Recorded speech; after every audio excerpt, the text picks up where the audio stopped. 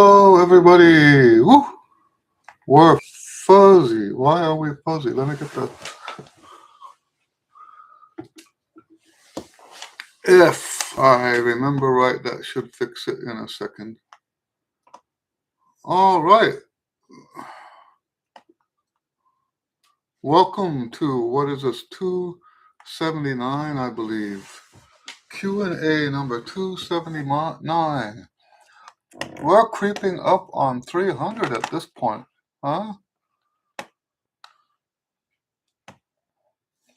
Creeping up. Anybody want to start us with some questions?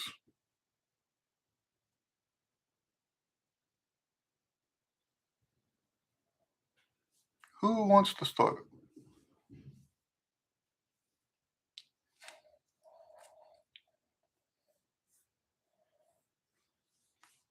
Yeah, I guess we're a little slow. I have a question for you guys. I've been thinking a lot lately about um, uh, personality types and how they relate to how we learn trumpet, how we play trumpet, stuff like that. And because I know that for me, I'm an INTP, and the INTP has the same. I have the same personality. Um, Obviously, that's not the same as intelligence, personality, uh, right? Personality is not intelligence, it's more of a proclivity, right? Anyway, so I've got the same personality as Einstein. And one of the things, so when you look at what the traits of that personality, where we create large systems, and that's really what I've done with the music stuff all these years is create a large system of trumpet method. Hello, Karen. Karen says, "Good to see you again. Nice to see you guys again. Any questions?" So, if you know your Myers-Briggs personality, why don't you let me know? Let us know what it is and what you think the effect of that personality is on your trumpet playing and how you learn and how you play and how you learn are two different subjects, right? How you approach performances and how you um, learn how to play the instrument.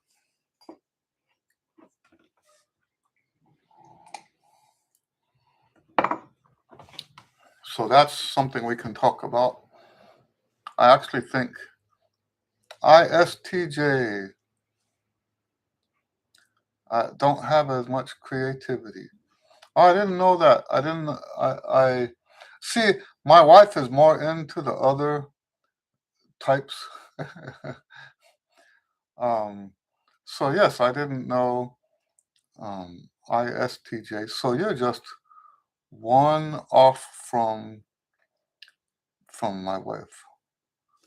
She's an INTJ.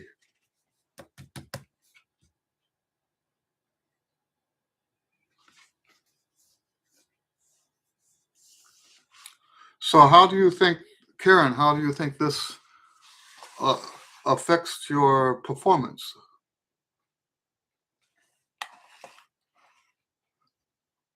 So for those of you who just got here, we're talking about um, personality types according to the Myers-Briggs test. Personality types and how you think that they affect the way you learn and how you perform.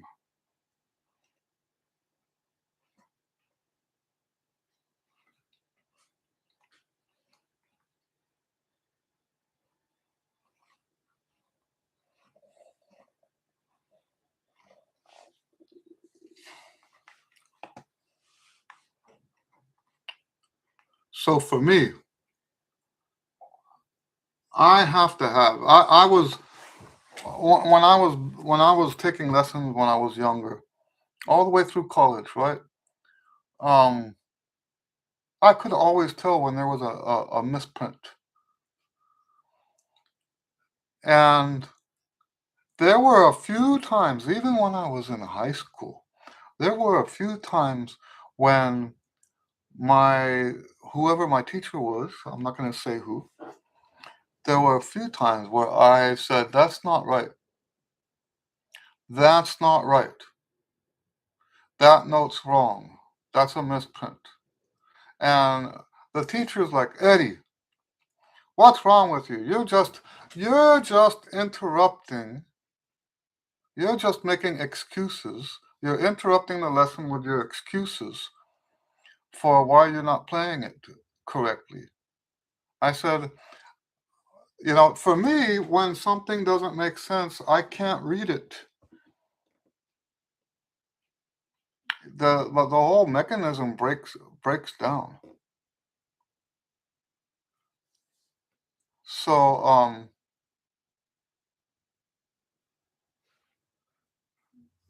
yes, to me, I was always correcting the books when I saw, and I was always correct. By the way, it turns out that all of those, see, the the old books were done on plates, metal plates, and they didn't have time to fix a lot of the mistakes, the time and the money to fix the mistakes or the materials. So a lot of times, if there was a mistake, they left it in there for ages. It's not like computer stuff where you can just go in and edit. A plate, if I'm not mistaken, was quite expensive to get it made. That was one of the prohibitive factors in keeping people from starting their own publishing companies. You had to have the plates, and those plates cost more than the printing.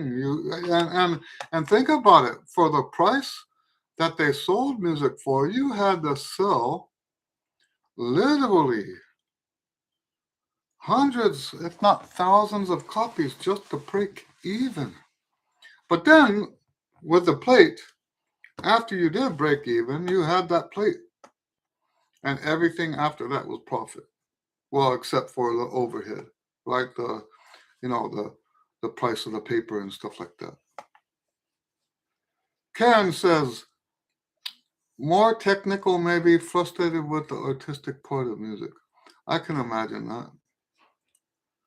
Um, Sean asks, where can you take the Myers-Briggs test?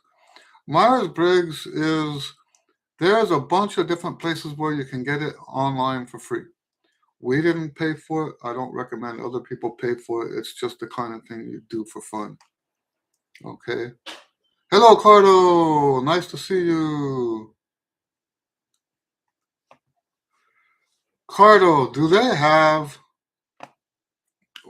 in your culture? I think you said you're from Spain or Spanish culture, living in one of the northern countries. Do you guys have the word tocayo?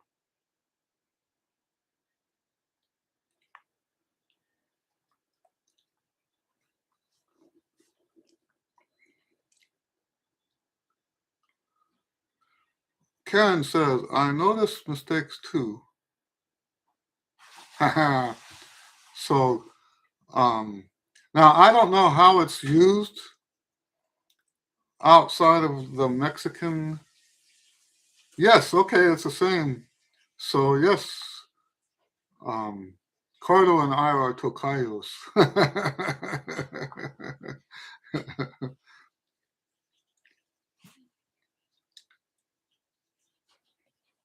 Anyway, um, I notice mistakes too. This is Karen, and have learned to choose to point them out or not. Right? Just let it slide sometimes makes me look critical. So so I learned the word tokayo from my ex father-in-law because his name was Eduardo too.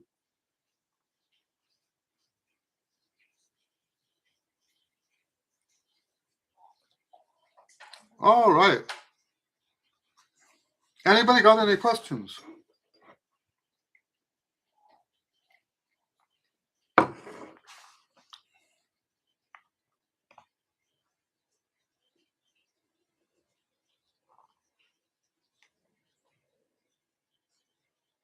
Any questions?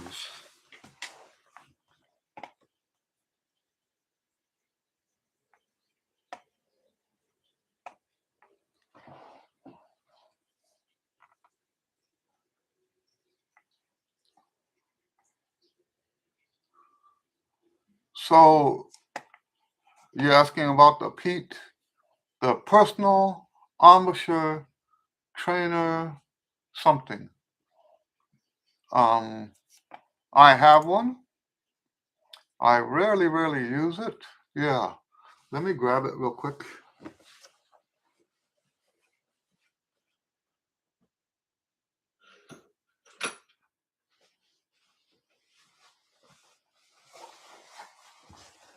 Let me tell you guys my Pete story. I got one of these a long time ago that was silver. I didn't want to skimp out and get the plastic one, which was actually kind of expensive for what it is. Um, and I lent it to somebody and they never came back for a lesson again. Boy, that's like the story of my life. I'm very reluctant today to lend anything to a student because of how that they and it doesn't matter the pattern of this happening. They could be taking 2 weeks. They could be taking 10 years. I lend it out to them, and that's their last lesson. And good luck getting it back. I had a student. My favorite mouthpiece that I ever played on, and I lent it to a student, and never heard from him again. Never responded to my emails, never answered the phone. Um, it was my fit. So, you want to hear that mouthpiece? There is an album on YouTube, probably on Spotify and all those other things too. Um, I'll send you guys the link.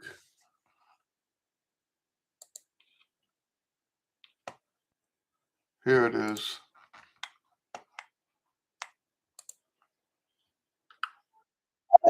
Oh, now not only is this my favorite mouthpiece,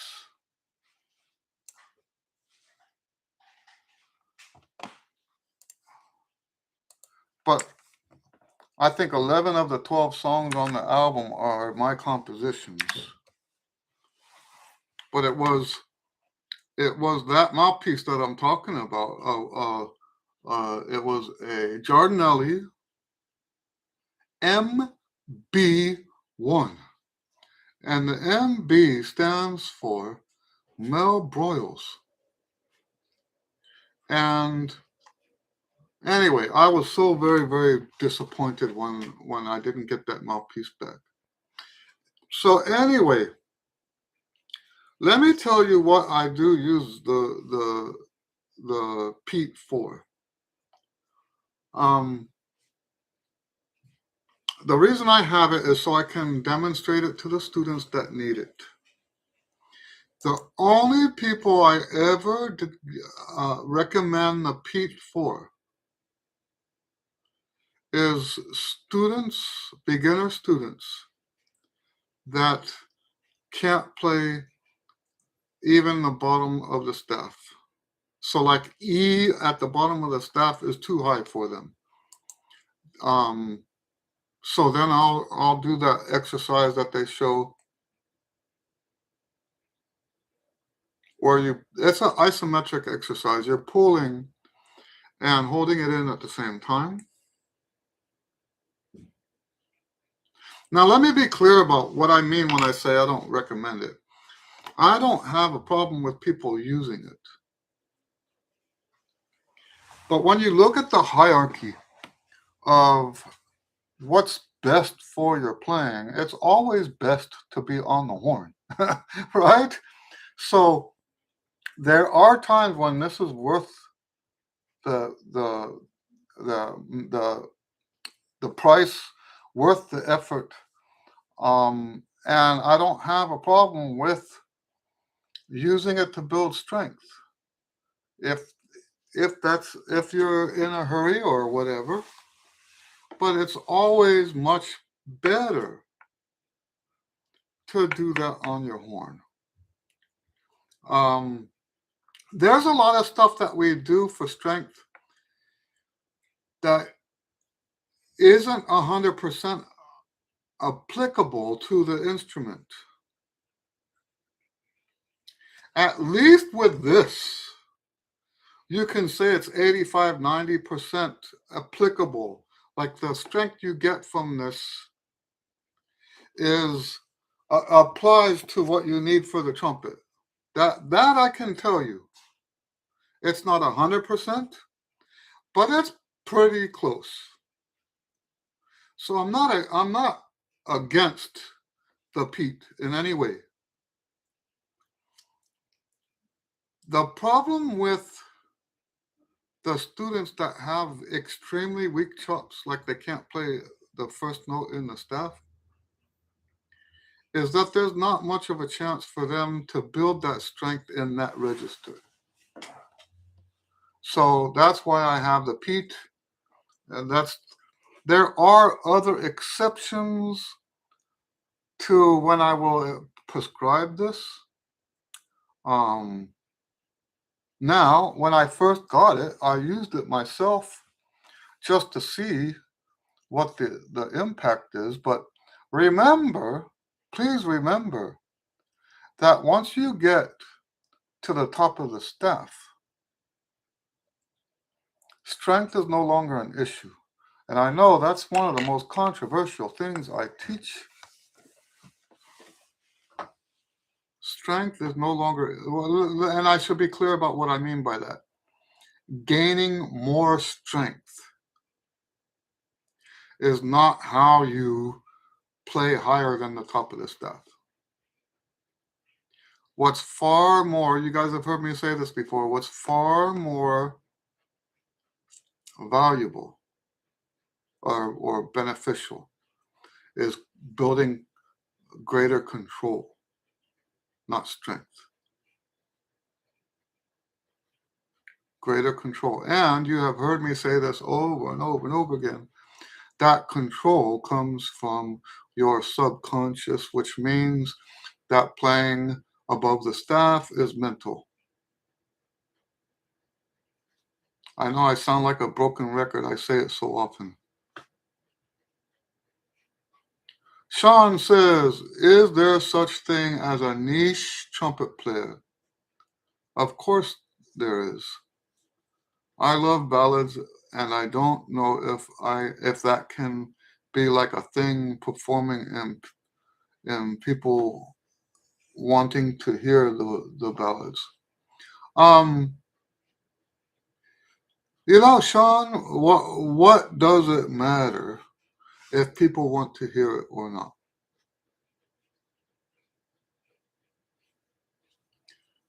I don't see things that way. And once again, this might be the personality thing, right? Um, but it's also a Christian thing. Um, the Bible says not to become a regarder of persons or something along that nature. So we're supposed to treat everybody the same. Now, what does that have to do with what you're talking about?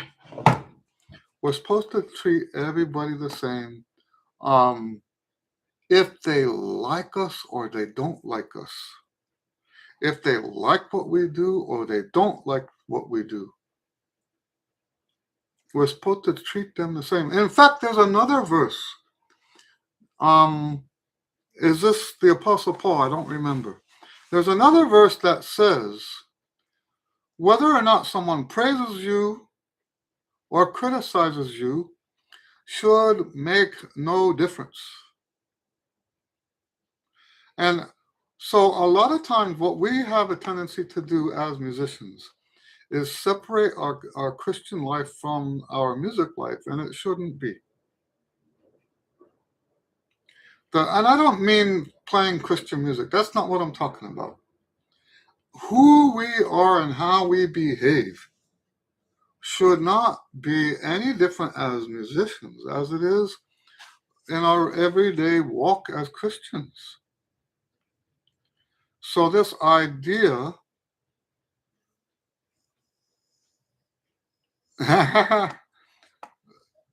so Fletcher asked, what are we talking about? We're talking about, is there such a thing as a niche for ballad players? And I do believe there it is, but my concern is whether or not people like it or not, that shouldn't be a concern. You do what brings you that joy. If the ballads bring you joy, play the ballads. Now it's different, of course. It's different if you want a gig. Okay? And this is where I often talk about the difference between workers and artists. And here's what I believe. You should prepare to be an artist until you get a gig.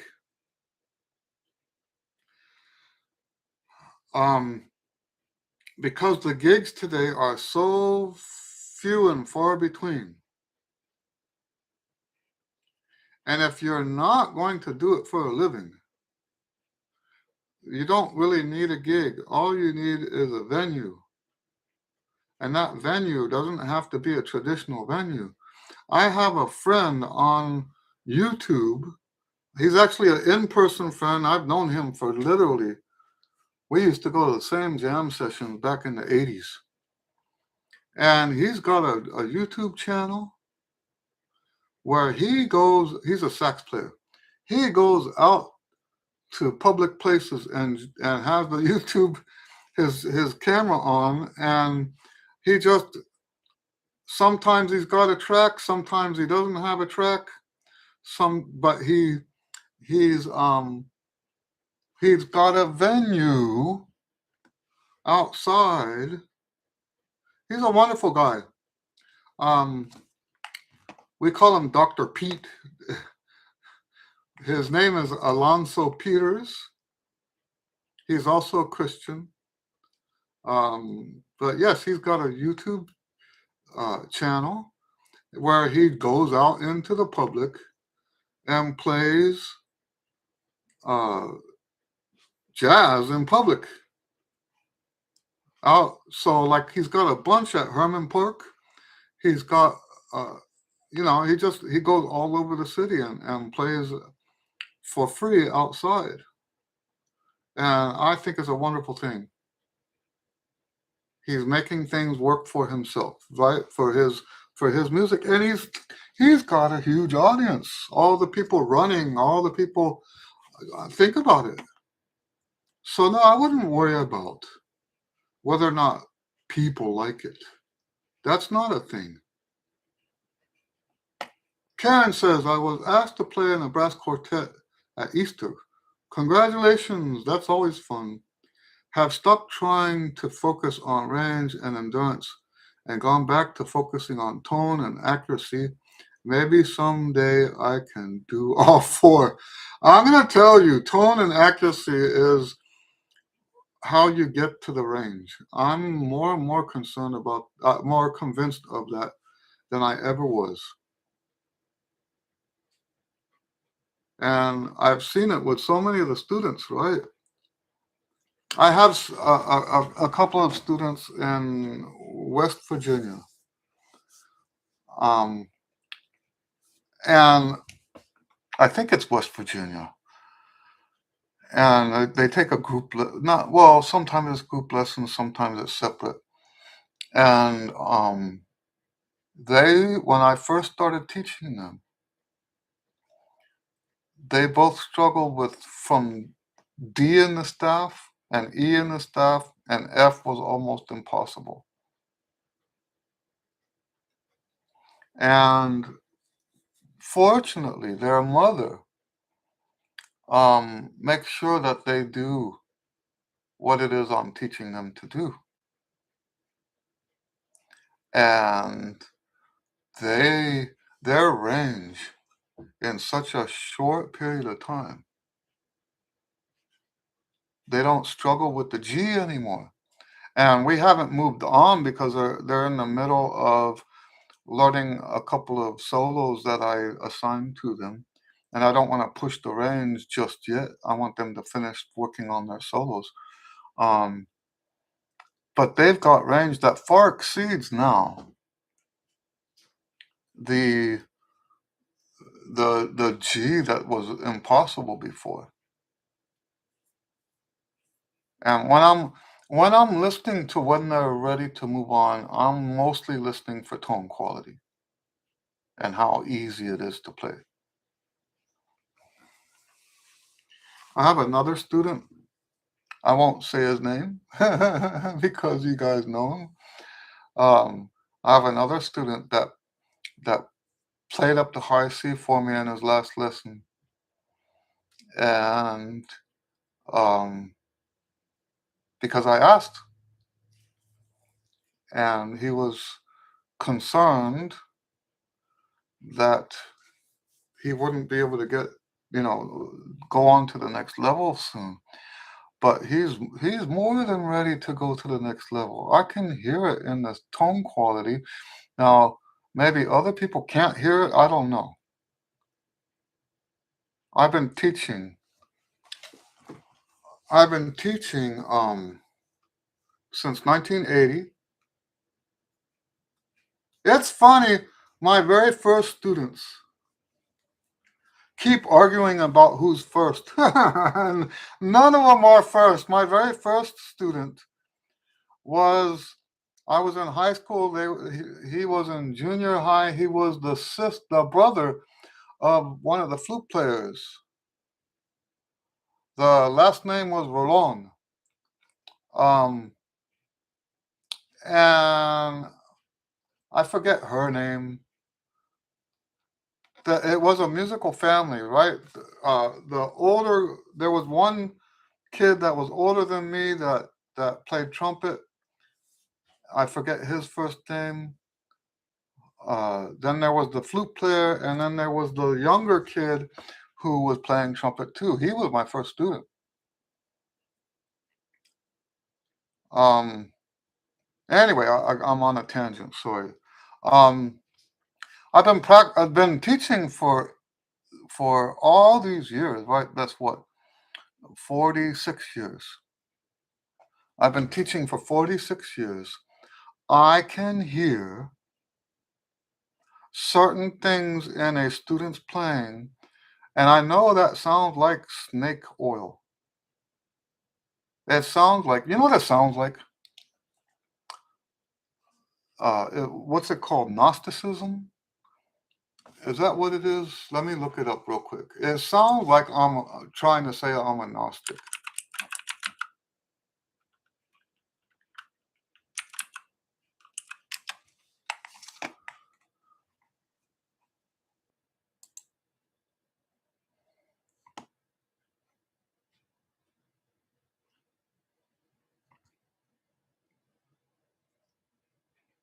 I think this is the right word. I can't really tell. But anyway, my point is, it sounds like I've got the secret. Right? It sounds like I've got the secret and nobody else has access to it. I'm not saying that. I'm not saying that. But I do have this, let's call it a talent. I have a talent that developed. Maybe it's you don't consider that talent if it's been developed. I have a talent that I've developed over the years, a skill. Let's call it a skill instead, where not only can I hear certain things that other people are just maybe repulsed by, but I can also hear from one week to the next improvement that other people aren't sensitive enough to hear the difference from one week to the next. And if you contrast how it was when I was younger, when I started teaching, I remember people used to say, "Mr. Lewis, can you come to my school concert?" And I said, very hopefully politely, I hope, "No, no, I can't go to your concert." Inside, I'm thinking, hell, I didn't say that. That's not what I was trying to say. I'm sorry. I apologize. um, that's not the word that was in my head. Anyway, I'm thinking, no way am I going to your concert. You sound terrible. So, in those days of my teaching, um,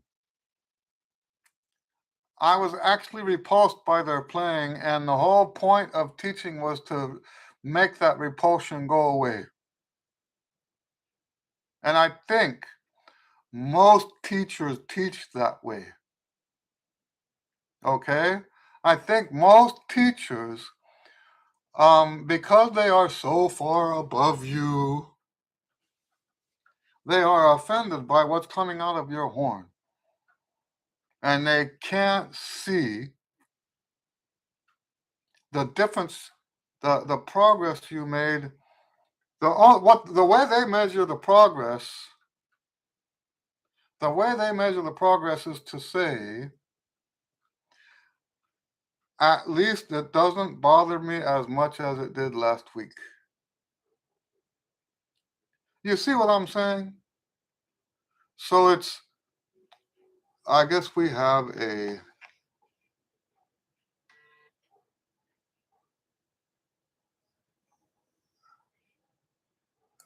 let me do something about that.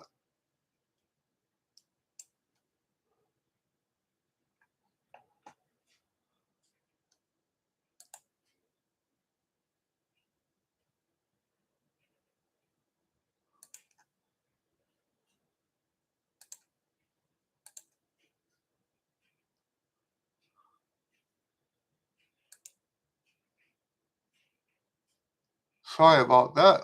We don't get much of these very often, right? I mean, it's been a long time since we got any of these kind of spam things. Anyway, where was I? I don't remember now. All right. Um, Cardo says, Eddie, I've been thinking about you this week because my parents are coming to visit in a few days, which means I probably won't be able to practice at all during the week. I know what you think about that. I'm glad you do know that. I actually believe that one of the biggest legitimate reasons not to practice is family visits. It's by far, one of the most important reasons to not practice. When I go to South Africa, the only time I touch my horn is to demonstrate stuff to the students that I might be working with.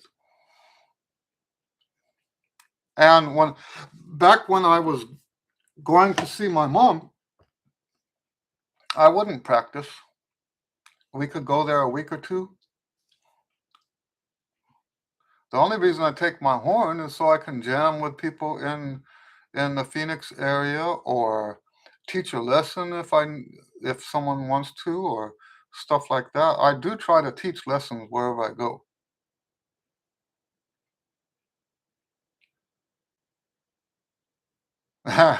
Cardo says your words are pure wisdom when you talk about prioritizing family above trumpet.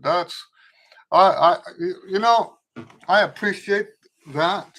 And there's no in this world. There's hardly there are very few compliments that rank higher than the compliment of wisdom, right? Hello, David. There are very few compliments that I would place higher than the wisdom. But you know what? The older I get, the more I realize it's not my wisdom. It really is straight from the Holy Spirit. It really is straight from the Holy Spirit. You know, they say in Proverbs, it says that wisdom comes from the fear of the Lord. And you know, when we live a life that puts God first, He speaks to us through His Holy Spirit and shows us things, reveals to us things that the rest of the world can't see. So I don't take credit for the wisdom. The older I get, because you know what?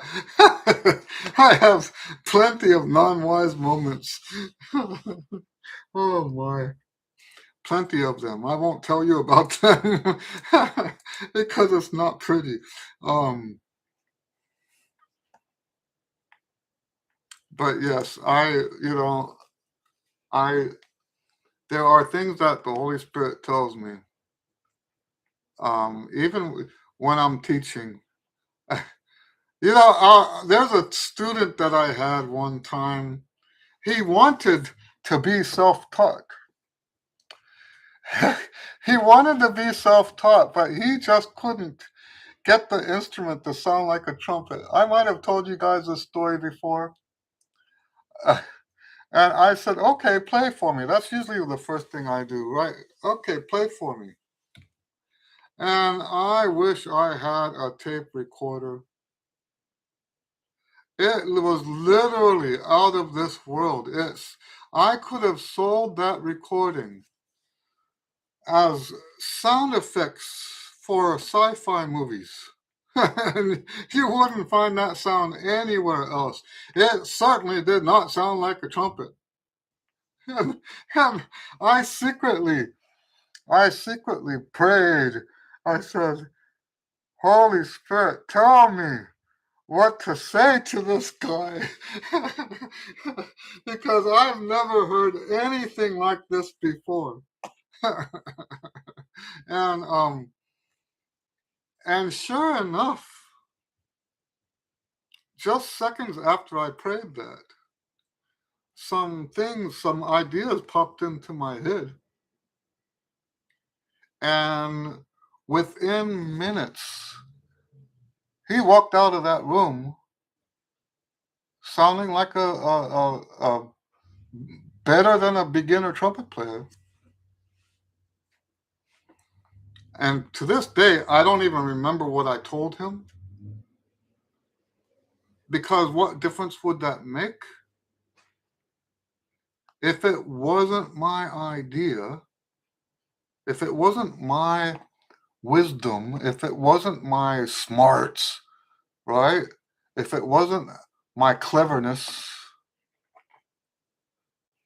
if it wasn't a skill that I had, then what is the point of trying to remember what I told him? There was no point in it. That that that was not me that did that. I know it probably freaks some people out that I actually pray for answers in the lessons if I don't have an answer. I'm just disappointed that I don't do it every lesson. Sometimes I get caught up in the work. Sometimes I get so caught up in the work, I forget to, um, you know, Not that that's the only way we do that. Yeah, so Cardo says I've got divine inspiration, and that's what you would call that.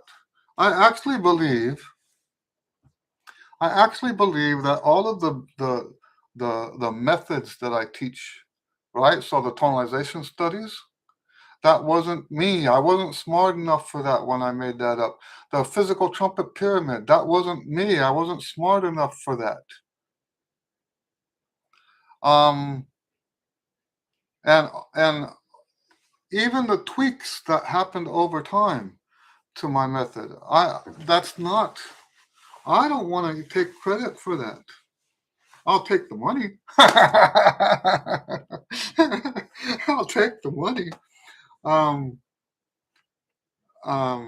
but no, I won't take credit for being that smart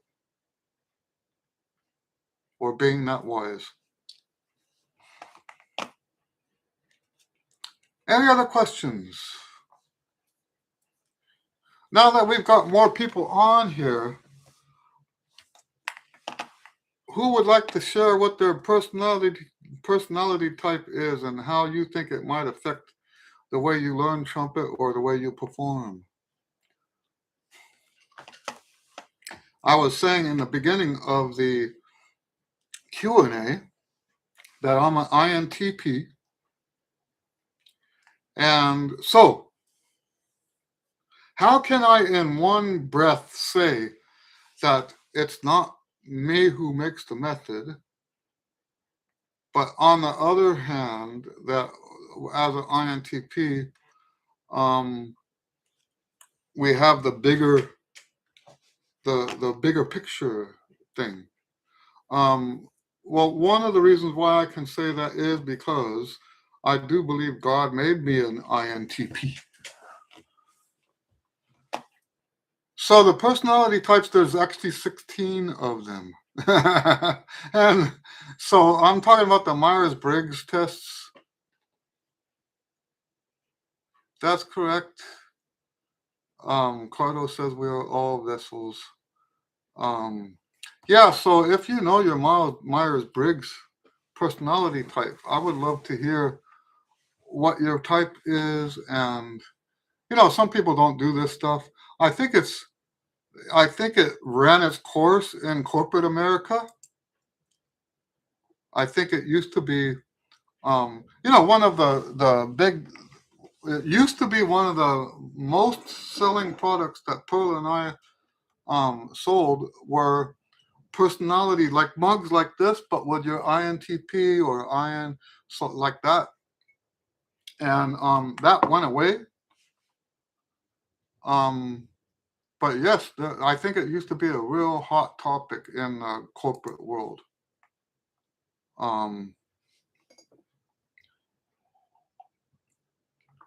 a big deal where they I think what it is they have like those meetings where people are um you know trying to do stuff that makes the business better, and everyone would take a test at the beginning of the meeting, and then they would give out those cups at the end when they talk about um if you're if you're this personality type and that personality type get together, how do you work together being that different, that kind of thing, right? um and yes, we used to sell mugs with the different personality types on them, and I think they were giving those away because people would order big batches of them. Karen says Herb Albert and the Tijuana Brass are playing in Richmond, but the tickets start at 149.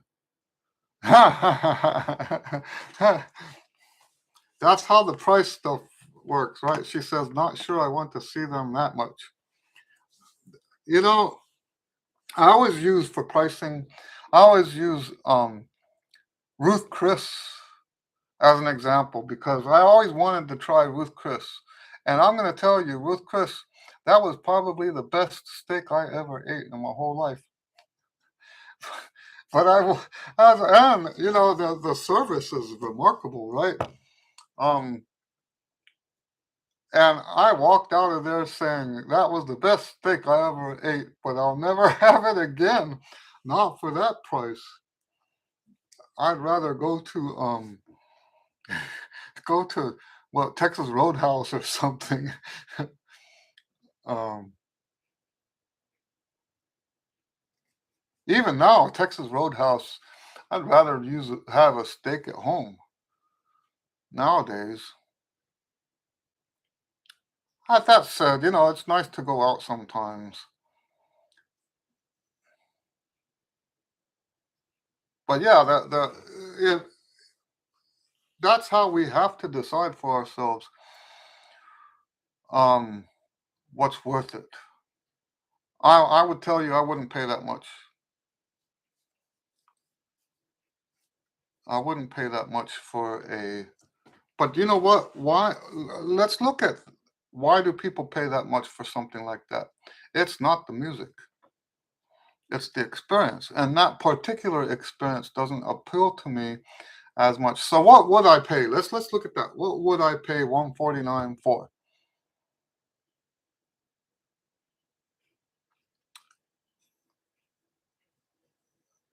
Hello, Fletcher.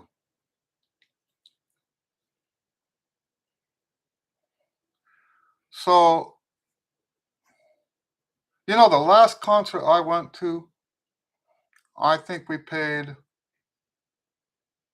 something like 60 bucks. Oh,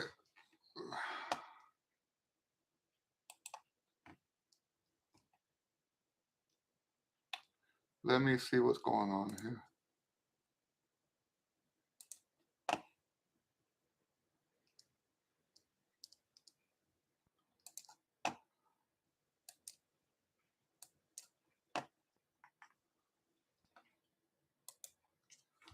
All right, so yeah, so last time I told him it was funny. It was a vocal group called Watches 8. And I told my mom, I said, you know, there's hardly any concerts I would pay money for right now. But Watches 8 would be one of them. And and my mom was visiting, right? And I thought, I wonder if they ever come to Houston. So I typed in Google Watches 8 Houston, and they were there that weekend. It was a miracle, right? Because my mom's a singer, and I love Watches 8. It's spelt this way.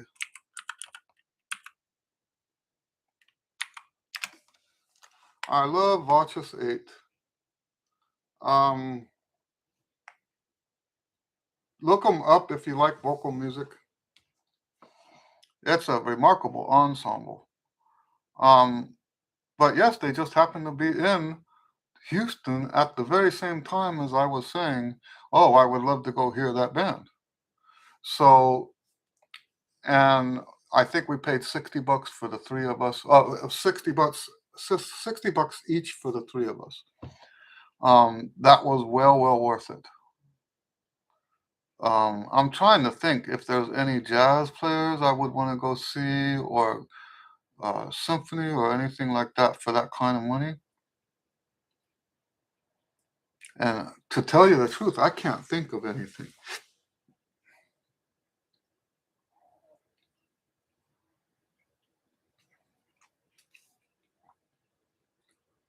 Um, yeah, to tell you the truth, I can't think of anything I would pay that much for.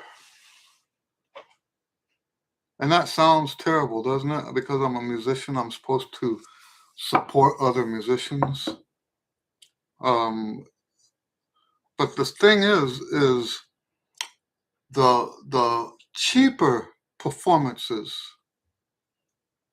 are typically the ones for people that actually need your support. Herb Albert doesn't need my support. You see what I'm saying? Herb Albert doesn't need me to go pay $149 for his ticket. He doesn't need that. But a band here in town that's charging $10 at the door, they need that $10.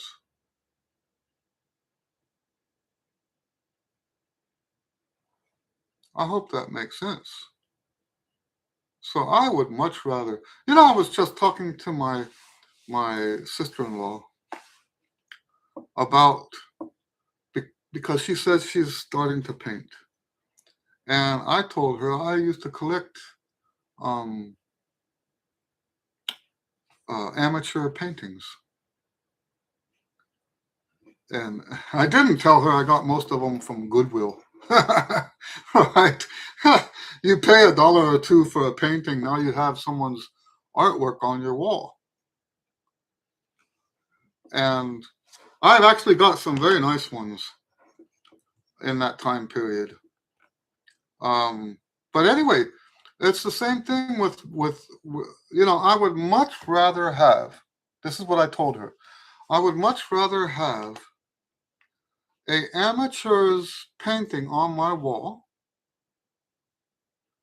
than to have a print of a famous painting. I would rather have something more real and more human than a copy, a paper print copy of a Monet or something like that. And I feel the same way about public performances. I would rather go. So now I don't get many opportunities to go.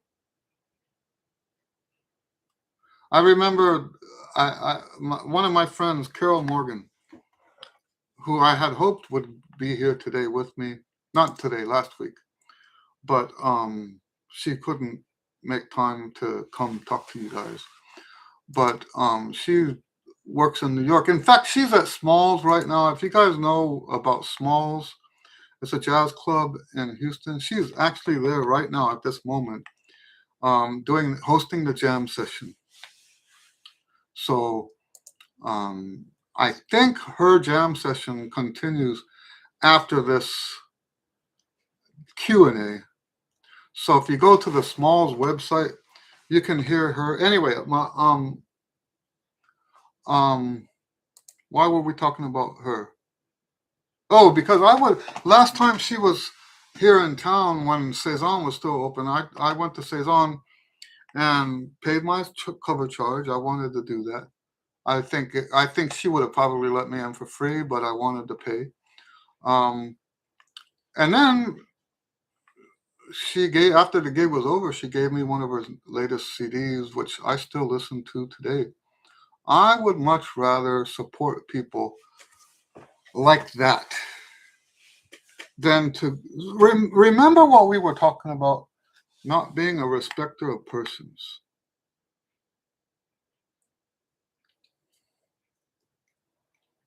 And I'm not saying thank you. I'm assuming WM means William. Thank you, William. He says, "May the Lord bless you, Eddie." I appreciate that.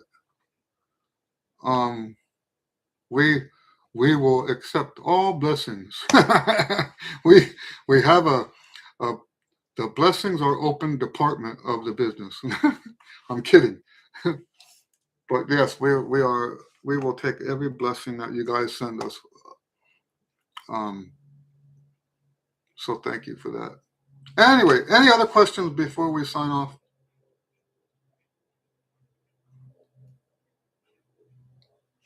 Oh, I know you from another name. Um, oh, Springfield, Oregon. Oh, I don't want to say because I might get it wrong. You rock, Eddie. Well, thank you. Um, well, so I'll tell you what, if you don't want to share your name here, send me a modern vernacular. Why do how long ago was this? Modern? Is that the name of a band? Why am I?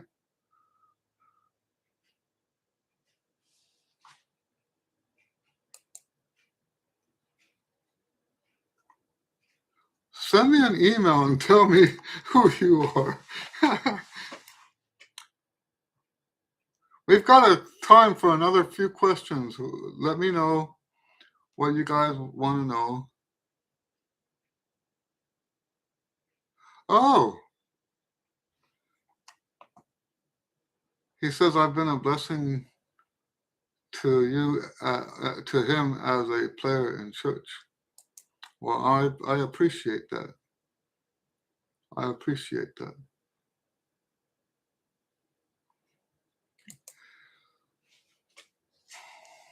Any last questions?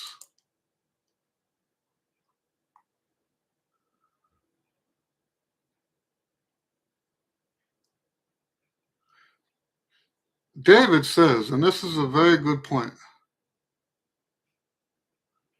David says, going to a concert is more about connecting to the performer than just the music. That's absolutely true. That's absolutely true. I couldn't agree more. And that's the problem I have with these really, really expensive concerts, right? The only way it's going to be that expensive is if you're doing like Witten or the top tier people, and you're not connecting with them when you go to those concerts. Unless you've got backstage pass, you're not connecting with them.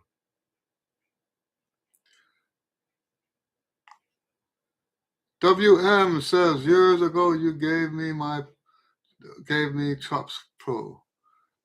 I'm hoping that's going well for you.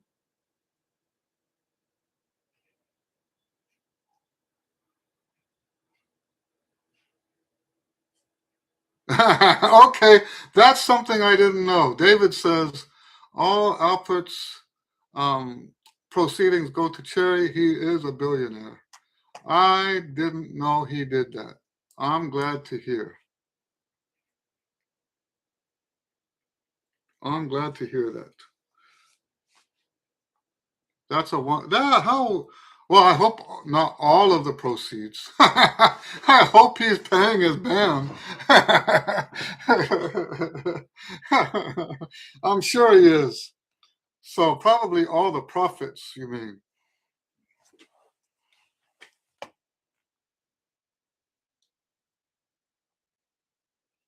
Oh, okay. Net proceeds. There you go.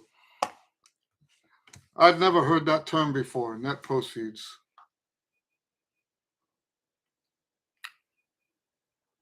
All right. He says that he supports young musicians. I'm glad to hear that. All right, guys.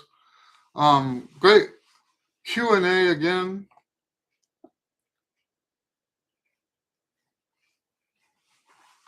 Oh wow. Herb says, yeah, WM says Herb was it when I was in high school, 68 to 72. All right. All right, guys. Thank you for hanging out. As always, it was a great Q and A. Don't forget about the WhatsApp. You can get the link to the WhatsApp channel in my in the comments, not comments. What do you call it? The description to this video, and all the Q and A's have that same text. And today we are Um, I'm I got distracted. Sorry.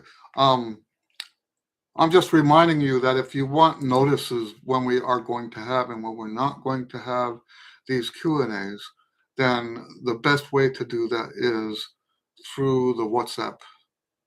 Okay. All right. Well, thank you very much. God bless you. Have a great weekend. See you next time.